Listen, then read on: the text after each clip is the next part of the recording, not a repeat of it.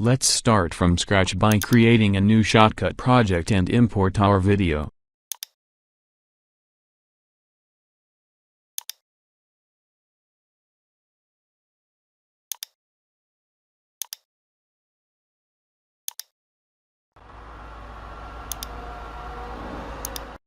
Click and drag your video from the stage to the timeline.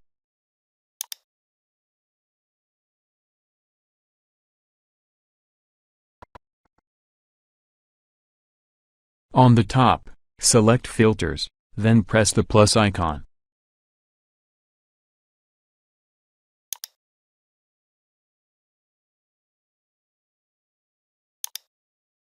Search for the word Rotate, then click Size, Position and Rotate.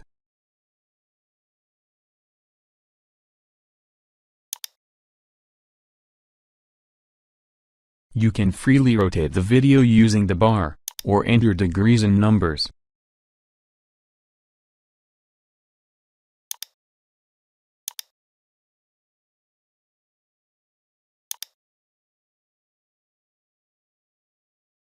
All done. Please subscribe.